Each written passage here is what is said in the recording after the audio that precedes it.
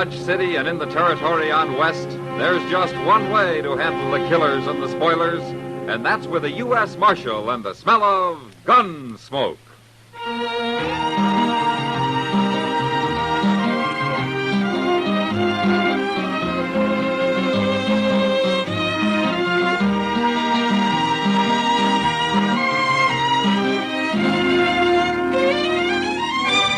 Gunsmoke, starring William Conrad, the transcribed story of the violence that moved west with young America. The story of a man who moved with it. Matt Dillon, United States Marshal.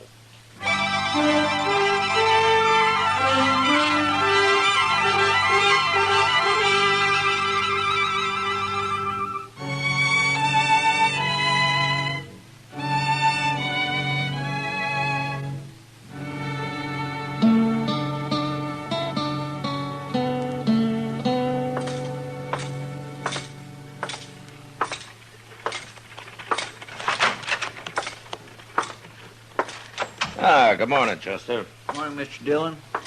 Is the prisoner awake yet? Yes, sir, he's awake, but he's sort of wishing he wasn't. No? Not after last night. I never saw Bob Adams that drunk before. I gave him some coffee a little while ago, and you know what, Mr. Dillon? He wouldn't drink it before he poured about a spoonful of tobacco in it. That's mule skinner style, Chester. My. Bring him out here, huh? Yes, sir. Come on out into the sun, Adams. It's time to own up to your dark and evil ways. Well, I sure must have been drunk if I let you throw me in jail, Chester. I didn't throw you in jail. He did. But I coulda. Well, howdy, Marshal Dillon. I thought you was out of town. Well, I got back late last night, Adams. Just in time to stop you from blowing the roof off the Elephant. Oh, well, I don't even remember. Oh. There's your gun. You turning me loose? Now, you didn't commit any crimes. You were just getting worked up to some. Oh, well, thanks for stopping me, Marshal. I guess I was a little wild. Too much to celebrate, that's what. Oh, what were you celebrating anyway? Well, selling out. Selling out? Yeah. You mean you sold your freight business? Both wagons and all my mules, the whole caboodle. Yes, sir, I sold out just like everybody else. What? It happened while you was away, Mr. Dillon. Every freighter in town has sold his outfit to a man called Ivy from St. Louis. We all got a good price for him, too. More than he was worth.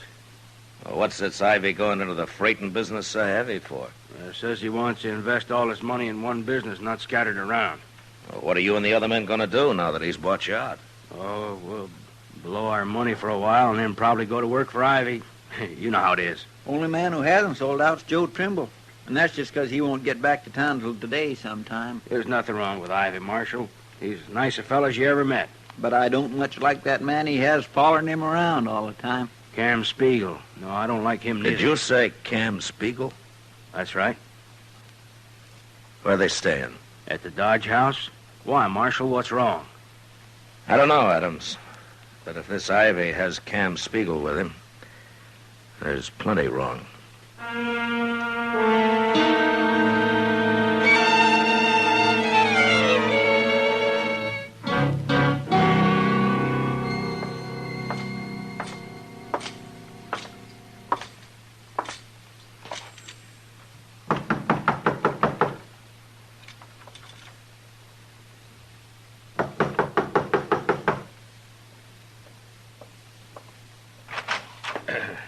Your name, Ivy?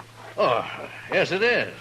What can I do for you? I'm Matt Dillon, Ivy. I'd like to talk to you. Oh, you're the U.S. Marshal here. That's right. Well, come in, Marshal, come in. I've been wanting to meet you. Well, Marshal, Dodge acquired a new citizen while you were away. Yeah. I've So set I hear. myself up in the freighting business. And as soon as I buy out Joe Trimble, I'll start running it. Well, that's fine, Ivy. But there isn't much money in freighting. None of these men you bought out are exactly rich. It's like any other business, Marshal. It depends on how it's run. Ah. You've had a lot of experience hauling freight, huh? Oh, none at all, but I hope to learn. Of course, I'll just manage the business, you understand? Ivy, I'm curious about two things. Tell you anything you want to know, Marshal. I realize my methods are a little unusual. Like paying these men more than their outfits are worth? Oh, I did that just to be sure nobody could say I'm unfair. And also because I don't want to be bothered with any competition once I get started. What was the other question, Marshal? Cam Spiegel. Cam. Yeah. Oh, well, he works for me. Most businessmen don't need a man like Cam around. Well, I agree, Marshal. But you see, I brought a lot of money with me from St. Louis, and I hired Cam for protection, you might say. Oh, here he is now. Cam, this is Marshal Dillon. Really is, ain't it? Oh, you know him? Me and the Marshal have known each other a long time, Ivy. Fact is, he run me out of Amarillo once. Ain't that right, Marshal? You give me the same reasons and I'll run you out of Dodge, Cam. Maybe I don't run so easy as I did then. Oh, come now, gentlemen. I'm sure there won't be any trouble. Marshal, Cam's hired as my bodyguard. And if he goes beyond that, I'll fire him. Might be too late by then, Ivy. But he can stay around. Both of you can.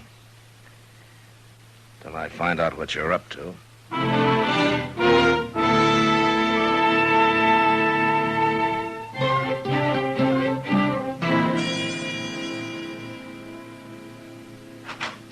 Mr. Dillon, Yeah, what is it, Chester? Joe Trimble just pulled into town.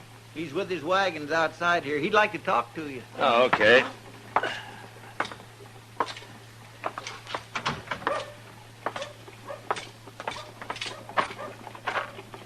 Hello, Trimble. Marshal, I couldn't leave my mules out here. I'd have come inside. Oh, that's all right. What's the trouble? Nothing with me, but Jim Honecker down at the Sand Creek stage station said to tell you there's been too much engine sign around for comfort the last few days. He wants me to pass the word on to the Army, huh? Yeah. Chester, will you ride out to Fort Dodge and tell Major Honeyman? Yes, sir. I'll get started right away. I didn't see no engine sign, Marshal. I think Jim's getting a mite spooky living out there alone so much. I thought he had someone with him now. Fella couldn't stand it. He run off. Oh, hello, Marshal. Oh, Chester told me this is Joe Trimble. It is. Well, Trimble, I've been waiting for you. My name's Ivy. How do you do? And this is Cam Spiegel. How do you do? Oh? Trimble, I understand you own 3 freight wagons and a dozen mules. That's right. Well, I've bought out every other freighter in Dodge, and I'm prepared to give you $1,000 in cash for your outfit. Is that true? Ask the marshal here. Yeah, they've all sold, Trimble. He's offered them too much money to resist, I guess. Well, I ain't selling. I've been freighting over that trail for 10 years, and I ain't quitting now. All right, I'll give you $1,500, Trimble. I don't understand you, Ivy. If you bought out everybody else, what do you need my outfit for? Ain't you got enough now? Yeah, it's my way of doing business, Trimble. You accept the offer? Ivy, I got a little house at the edge of town. My wife's waiting for me there right now. Ain't much, but I built it out of the money I made hauling goods up and down the trail. Maybe someday I'll build me a better one. If I sell out to you, I won't have nothing after a year or so, and I ain't gonna do it. Perhaps this has been too sudden for you, Trimble. Why don't you think it over first and then let me know? I'm letting you know right now. You're kind of stubborn, ain't you, Mule Skinner? That's right, I am. That's enough, Cam. Well, you're the only competition I'll have, Trimble, but I'm sure we'll get along fine. There's plenty of business, Ivy. Of course. But anyway, if you change your mind, you just let me know. Sure. Good day, gentlemen. Come along, Cam. If Ivy ain't handy when you change your mind, Trimble, you can always let me know. Now, what's he mean by that, Marshal? I don't know, Trimble. But we'll find out soon enough.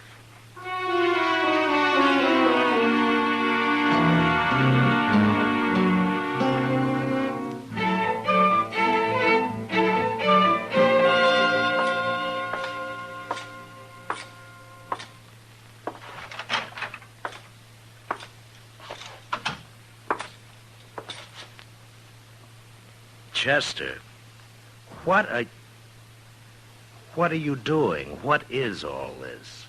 Curtains, Mr. Dillon. Curtains? Well, what for? Well, sir, a girl I know got some new ones, and she gave me these, and I thought nailing them up would make this place a little more inviting, if you know what I mean. A jail inviting? Oh, well, Mr. Dillon, I don't aim to hang none in the I cell. don't aim for you to hang 'em anywhere. Now pull 'em down and throw 'em out. Yes, sir.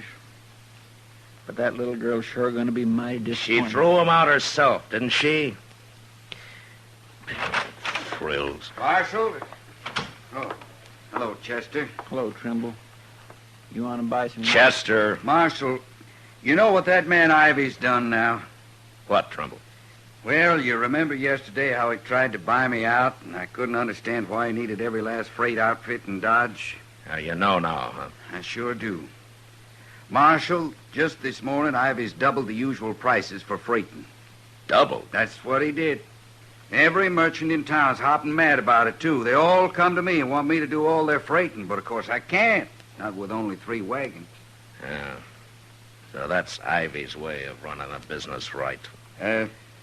He come to see me, too. Well, what do you want? He said if I doubled my prices, too, then everything'd be fine.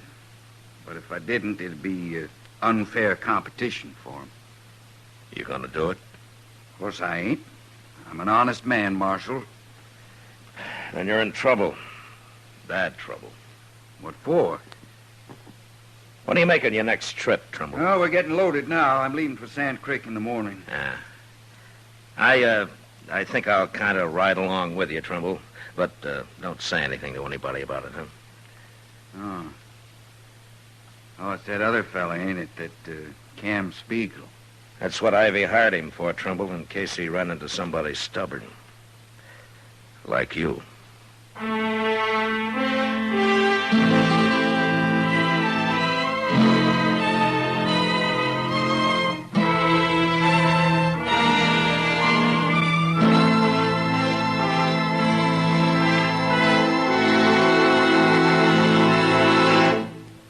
We will return for the second act of Gunsmoke in just a moment. But first, tomorrow night, CBS Radio's Gene Autry saves a father from a lifetime of regret when the parent launches a campaign to make his son prove himself a he-man. Riding an outlaw bronco is part of the curriculum that worries Gene so much. Don't miss the Western adventures and Western songs of CBS Radio's Gene Autry Show tomorrow evening on most of these stations. Now the second act of Gunsmoke.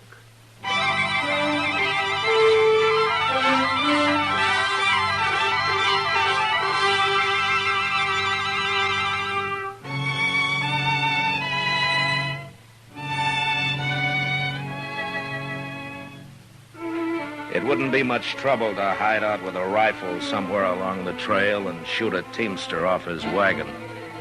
And since it was so easy, I figured that was how Ivy would tell Cam Spiegel to get Trimble out of the way. So I took my horse and went along on the trip to Sand Creek. As it turned out, I might as well have stayed in Dodge. In fact, it had been better if I had. We made Sand Creek all right, and a few days later, early one morning, we were almost back to Dodge when we saw Chester riding out of town to meet us. Hey, he's riding like a big wind, Marshal. Now, any time his horse isn't walking slow, Chester's in a real hurry, Trumbull. Chester ain't exactly all Injun, is he? No, but he can surprise you sometimes. I know. I've seen him.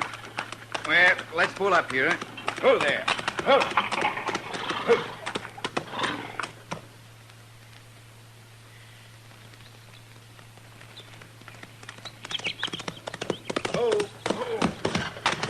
I was hoping I'd find you close by. Is there anything wrong, Chester? Yes, sir, there sure is. We had a fire in Dodge early this morning. What? Fire? Where? What burned? Trimble, I sure do hate to tell you, but it was your house. Was it bad, Chester? Plumb to the ground. My wife. Oh, Doc's out there with her now.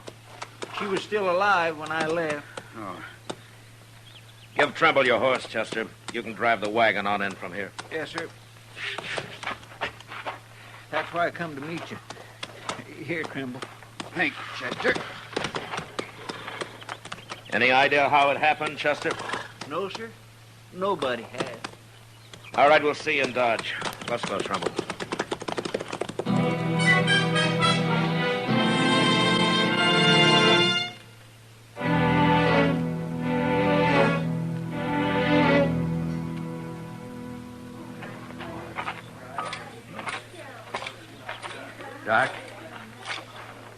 her, Doc?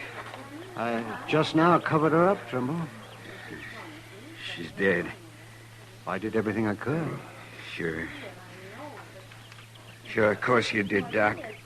I don't know how she lived as long as she did. They weren't able to get her out soon enough, Trimble, but she was so far gone when they did. Well, she didn't suffer much. You can be sure of that.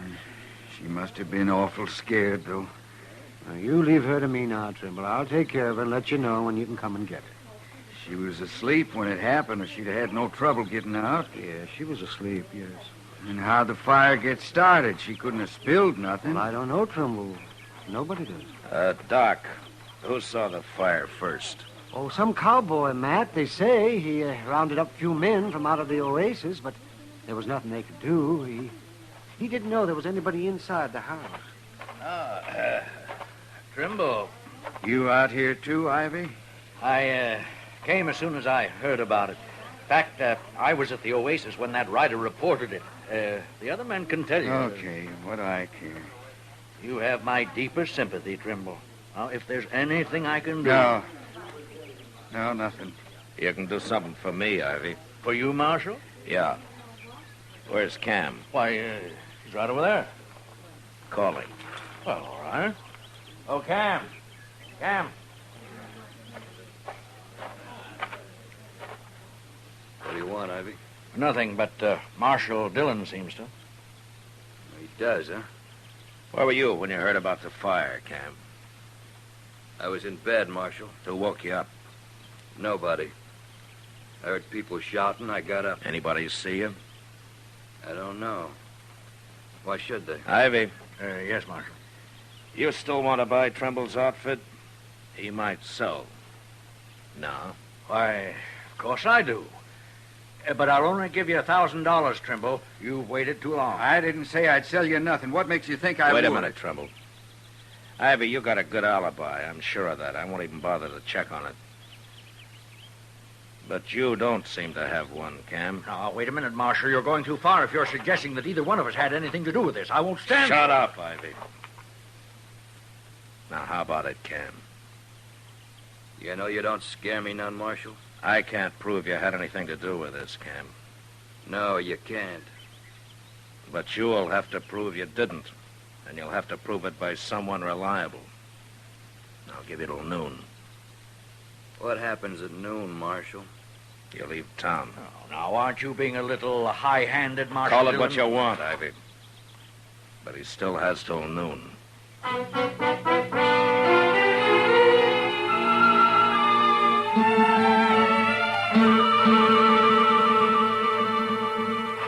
Matt? Yeah, what is it, Kitty? Matt, look at this. Huh?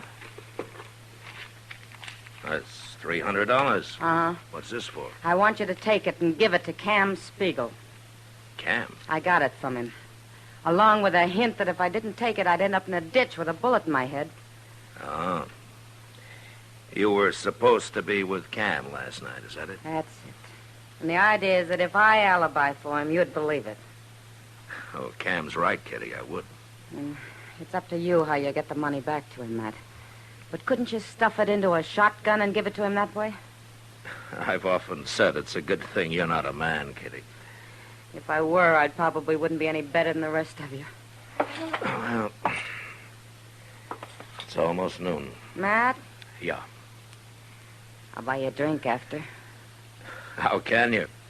You just threw away $300. Matt.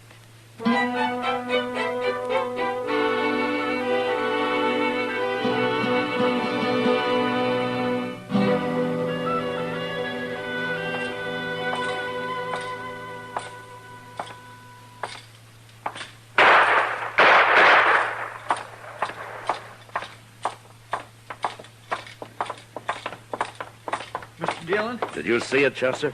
right in the Longhorn there. Trimble come in, tried to shoot Cam Spiegel, and Cam killed him. Trimble drew first, Mr. Dillon, but he just wasn't fast enough. Get out of the way, Chester. Yes, sir.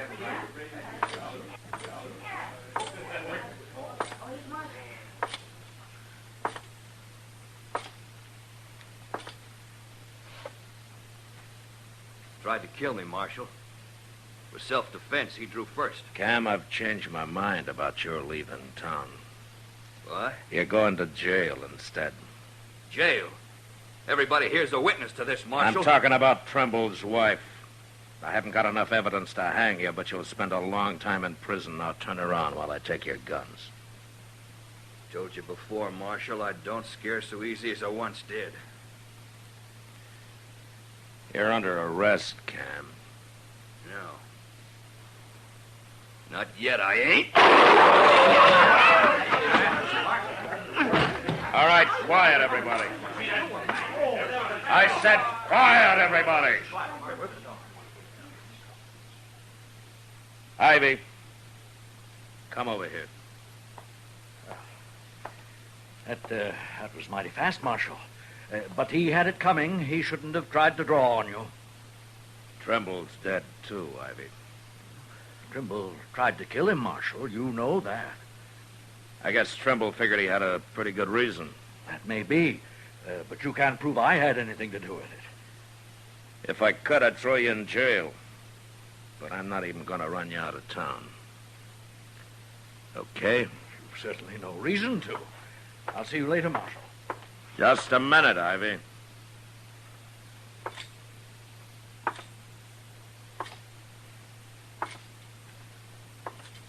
Here. Here's $300 Cam gave to Kitty to alibi for him. Somehow she didn't want to do it. I don't know anything about it. Why, give it to me. Take it, Ivy. It was your money in the first place. Cam was just working for you. I won't stand for this, Marshal. You have no right. You know, the Trimbles were pretty well liked around here, Ivy. You just might get out of town alive. If you hurry.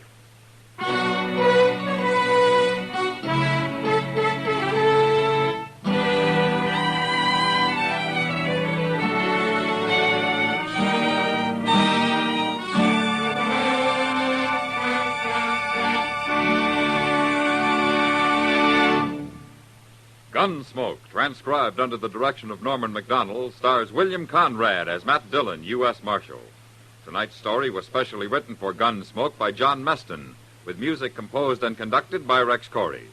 Featured in the cast were Joseph Kearns, Herb Ellis, Vic Perrin, and Jack Crucian. Parley Bear as Chester, Howard McNear as Doc, and Georgia Ellis as Kitty. Gunsmoke has been selected by the Armed Forces Radio Service to be heard by our troops overseas. Join us again next week as Matt Dillon, U.S. Marshal, fights to bring law and order out of the wild violence of the West in Gunsmoke.